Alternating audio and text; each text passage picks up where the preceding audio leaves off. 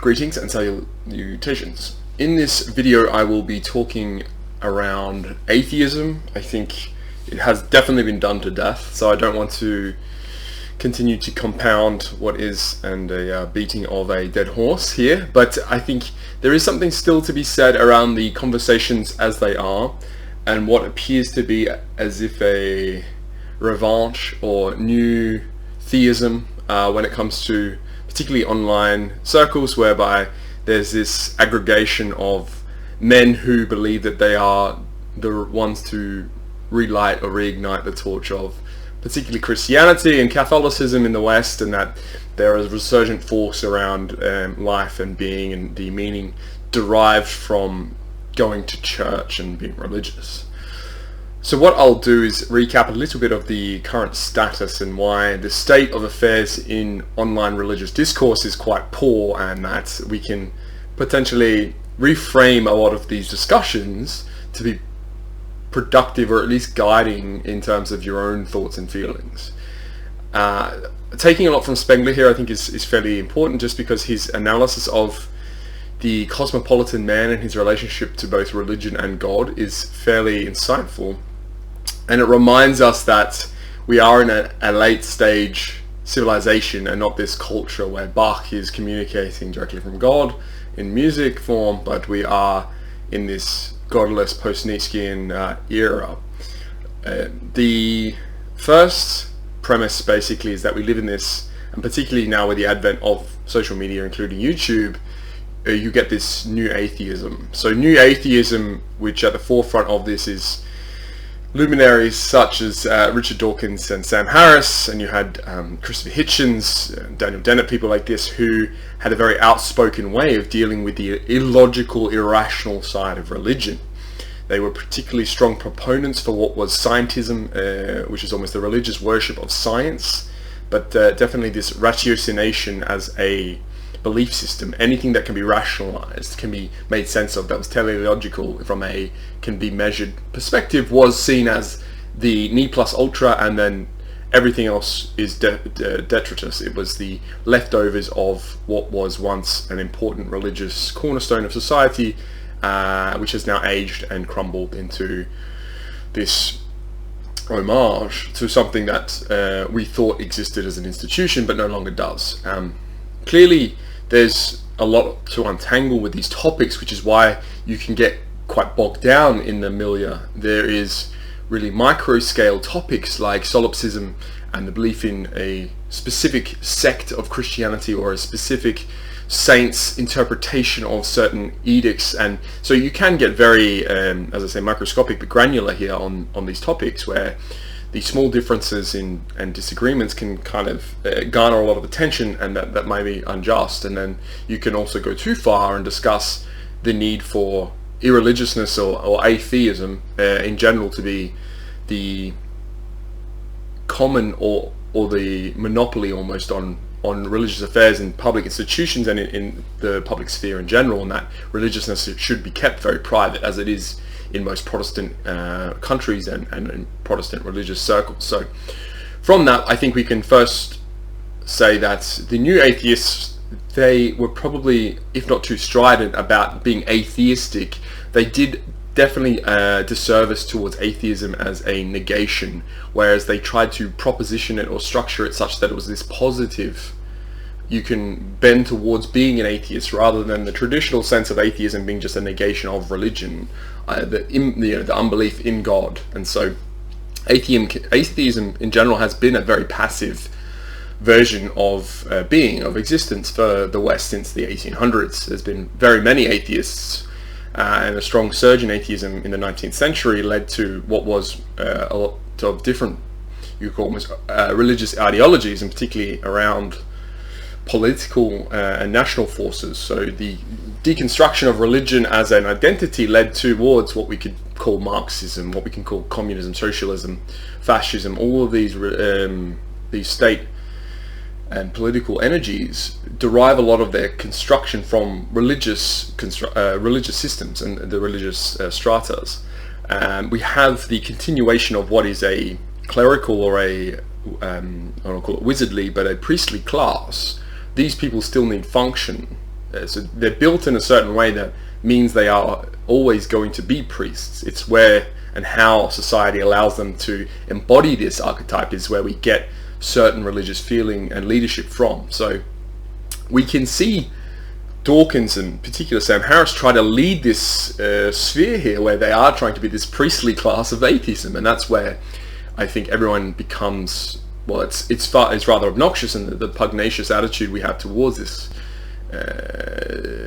construction becomes fairly evident and effervescent. It isn't enough to say that God isn't real. It's like you have to still then believe in how good science is and how much it can fill your life with these different mechanisms and studies, and you can appreciate these apostles of atheism in a way that just supplants a religion in, as I say, this very active rather than negative way which atheism should have been structured as. And Richard Dawkins is probably just an easy sort of target here for me, but I think he in particular misunderstood what it is atheism's requirements were, in that he probably himself felt religious but didn't like Christianity, didn't like the act and force of a god impugning him or preventing him from certain things or defining his actions, and thus rejected it in such a way that it was very antagonistic. And so we get that, and some people definitely like that consistency around arguing and rationalizing and reasoning things ad infinitum. So we have large followings for these atheists in a way that you would almost call cult-like, which is obviously ironic. But it is to say, it is a general trend in the West that the religiousness becomes less and less important daily. Formal religiousness, I should say, and that Christianity in particular is definitely a relic. It is no longer a living force. It's a dead carcass that is hauled about and shown off in different angles for different reasons, but there's no living force to it. The Pope himself is even just a notional leader now with no actual power. It's a puppet for what and how the church wants to garner either sympathy or pecuniary rewards. And for the less impecunious religious people, which is to say those who are poor, they're less important.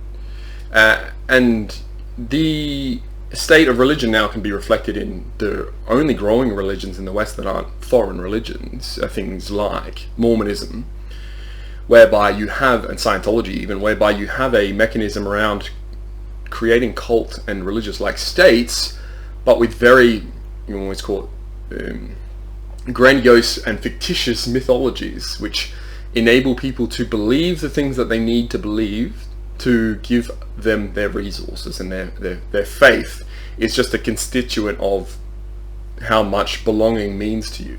If you need to be liked and you need to be in a social circle, and it's the preeminent force and driving will of who you are, then you'll happily sign over 30%, 40% of your annual salary to a church, which allows you to feel part of something. And this is what we do get. It becomes a very almost transactional basis of structuring a religious cult, and that the belief in God is now more or less secondary, because what was before either private or very much a above and beyond force, and above and beyond the soul, the demiurge, creating force, has just become a notional force that we speak to. And it's important that you have your Bible and you cite your Bible, and that you communicate with God through very strict and formal religious guidelines, rather than if you were truly religious, you would commune with God in the ways that you felt necessary, and you wouldn't need to justify, you wouldn't need to be out there on social media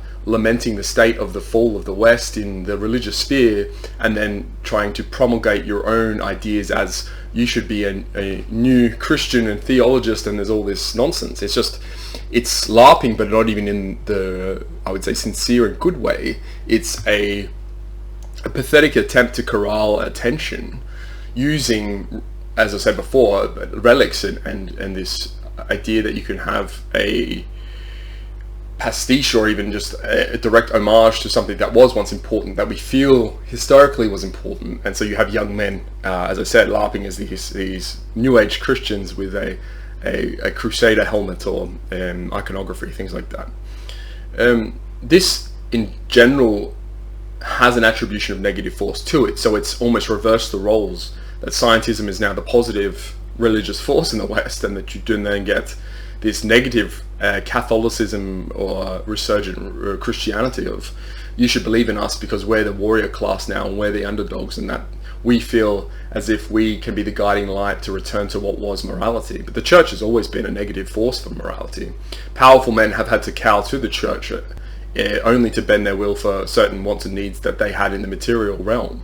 You can see this when you have a whole noble class who's willing to pay for their own sins to still get into heaven. It's just this notional arrangement that the church was structured around land ownership and control more than it is me communicating with God, and that's where we can see through the veil in a lot of ways, and why atheism is a almost natural appeal to the more logically inclined, is because it's easier to believe that there's nothing, because the institutions that have told you there is something are all corrupt and misbegotten and beget nothing but misery, more or less.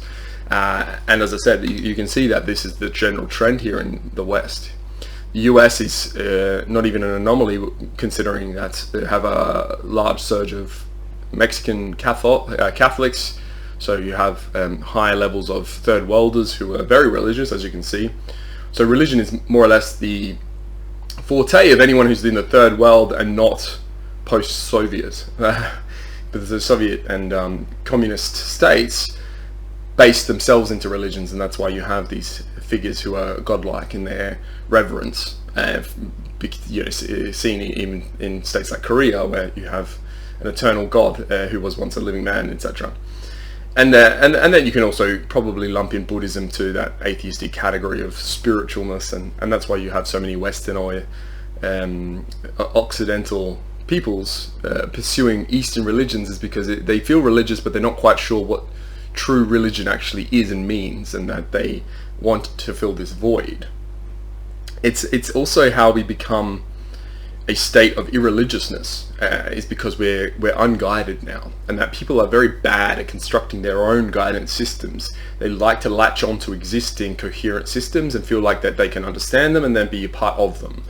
Irreligiousness in general engenders this confusion and chaos in the populace, and that's where we are now. Is we are particularly irreligious.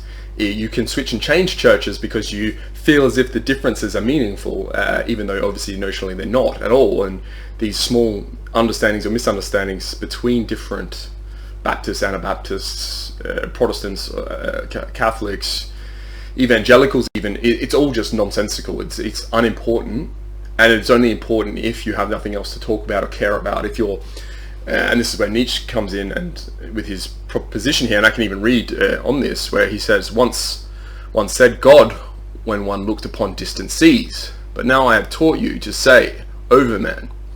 God is a conjecture, but I desire that your conjectures should not reach beyond your creative will. Could you create a God? Then do not speak to me of any gods, but you could well create the overman. Which, as I say, is just this understanding that we are now living in the realm of man and man-created versions of reality. We had solipsism through Descartes, and which is when we can finally and formally understand that we are ourselves believable as existing, and from this derive almost all of our metaphysics that doesn't necessitate a God. I think Hegel was a deist, and so you can read a lot of deistic elements to his works, but Gnostics or agnostics are the same in that they have this doubt, this supervening occasion for skepticism, you might call it, a almost pathological skepticism, which is not fulfilled by their beliefs in a way that they can sufficiently say for sure there's X or there's Y. And this skepticism is helpful, it's healthy, and it's natural.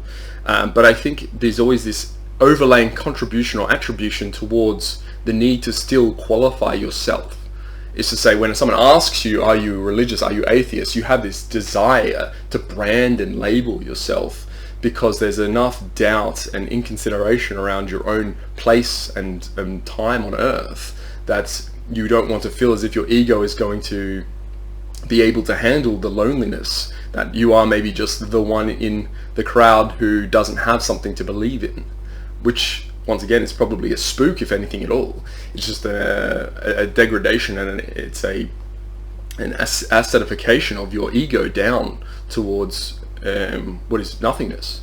So anything that encroaches upon your ego in these ways, where you feel a justification or a need, we can call it cope, and we can call a lot of this just general nonsensical behavior indoctrination, which we do, because the West is run more or less dogmatically in this way. Is that you don't believe in one thing dogmatically, then you must believe in this other thing dogmatically, and it can't be the case for there to be two counter and competing ideologies in your brain. The cognitive dissonance is too heavy a burden for any one man to hold. I think another evidence here is also whether we have or don't have pilgrims. And in the West, the idea of a pilgrim is a very old-fashioned and even attributed to what would be 17th century American or Europeans migrating to America. Now, there's a pilgrim with an outfit, and that's this caricature almost of someone who's fleeing for religious reasons. But other formalized religions still have pilgrims. Even Hebrews and Mohammedans have the idea of a pilgrim, whereas there are very few people who are sincerely going to the papal states or to the singular church that they did belong to. If you're a Lutheran, I mean, how many people would go and bother to see the churches in Germany where Martin banged his 40 notions on God? It'd be very few, right? So the idea that we have basically abandoned all of these principles in the conceptual realm is true, but we have kept the methods. So because we still have tourists, and people for fascination's sake or for historical sakes will still go see places which had religious significance, you have transvalued, and we can start talking about transvaluation here, because I think it's important to understand that we love the idea of rituals and totems to the degree that we want to keep them, but we need to make them make sense in our own lives and our experiences. And so Spengler goes in to talk about this. We may talk today of transvaluing all of our values. We may, as megalopolitans, go back to Buddhism or paganism or romantic Catholicism. We may champion as anarchists the individualist, or as socialists the collectivist ethic, but in spite of all we do, will and feel the same. A conversion to theosophy or free thinking, or one of the present day transitions from a supposed Christianity to a supposed atheism, or vice versa, is an alteration of words and notions, of the religious or intellectual surface, no more. None of our movements have changed man, and Faustian man in particular is, as I think we have understood it, our anima, the Faustian will to power, is the being in the end of the as you call it, the life force that we do have. And Jung, I think, cleverly identified in several ways how the archetypes fuel into what is our anima, and that we do have this one religious aspect to us, so we can feel as if gods exist in the realm of experience and reality with us, and our attribution of gods to energy and to forces that lay outside of ourselves, I think, is a very natural and spiritualistic way to live, and it's not necessarily wrong. It just is, it's more about the formation of a cult around the religious aspect that becomes troublesome in this age of skepticism. And you will find that there is a lot of self-doubt to these particularly young men who are very into Christianity from a aesthetics point of view. They like the idea of religion than they more like being religious, and that you'll have very few who abide by asceticism or monkish celibacy, because it's a way for them to LARP in this way that gives them credence and value above and beyond actual, what you say, actions, and just words on a screen which they can type in, and then all these other guys will give them high fives, virtually or otherwise. And it's not, once again, it's not to say that I am anti-religious. It is just that we have to understand the depths of the challenge we're encountering here. It's not this simple attach myself to idea, attach myself to religion, everything else is fine and solved and fixed. It's that there's a deep existential threat to the ego from an abandonment of what is this naturing and caring gods or God. And that we have got to this point of atheism, this post Caesarian era, whereby atheism has gone the full gamut between just being a negative force of non-belief to a positive force of scientism and this apostles and saints of atheism, and you have foaming at the mouth ardent religious atheists, it becomes, as I say, ironic and nonsensical. But and this is once again rightly understood by Spengler here, as he says, atheism, rightly understood, is the necessary expression of a spirituality that has accomplished itself and exhausted its religious possibilities, and is declining into the inorganic. It is entirely compatible with a living wistful desire for real religiousness, therein resembling romanticism, which likewise would recall that which has irrevocably gone, namely the culture, and it may quite well be in a man as creation of his feeling without his being aware of it, without its ever interfering with the habits of his thought. And not even needing to paraphrase, but to quote directly here, is to show you the thematic notion that for the last 150, this obviously being written in the 1920s, 100 years ago, speaking directly towards how we still continue to operate amongst this milieu, but this confusing and opaque sphere of am I religious, am I a believer, this self-doubt which is ever perpetuating into all these ridiculous bandwagonings. And then lastly he still further maintains that but to the Faustian soul, again we see opposition of space and body, of conquest and acceptance of presence. Dogma and not visible ritual constitutes the essence. What is regarded as godless is opposition to doctrine. Here begins the spatial spiritual conception of heresy. A Faustian religion by its very nature cannot allow any freedom of conscience. It would be in contradiction with its space-invasive dynamic. Even free thinking itself is no exception to the rule. After the stake, the guillotine. After the burning of books, their suppression. After the power of the pulpit, the power of the press. Amongst us there is no faith without leanings to an inquisition of some sort, expressed in appropriate electrodynamic imagery. The field of force of a conviction adjusts all the minds within it according to its own intensity. Failure to do so means the absence of conviction. In ecclesiastical language, ungodliness. And to wrap the entire video here into a way that makes you relate to what this means is to say, you can be atheistic, but I guarantee you if you start to be in those circles, there is a very dogmatic understanding of what morality should be and what our belief in science should be. And the schism that you get then is always based on certain ideological principles, which if you're no longer dogmatic to these new atheists, if you don't consider the necessity of certain scientific principles to exist, and particularly around social aspects. So if you're thinking in terms of what vaccines mean, because this is a particularly hot topic, or you can consider around the idea of abortion. Once you lose the ideological principle from a church to say abortion in any case is forbidden, then you say when something is not verboten is dependent on how I feel about it, because it's now an opinion. But there's a common opinion, a dogmatic opinion, which we must all hold. And this becomes evident in something, as I said before, with abortion, it becomes women's rights, and that women are the deciders. But this has to once again be women dogmatically. Women as a whole have to approach what is a central point of agreement here, even though women in general might disagree. Our concurrence with a certain, yes, abortion's fine in cases of X, then becomes the mainstream, the overtorn window, whatever you want to call it.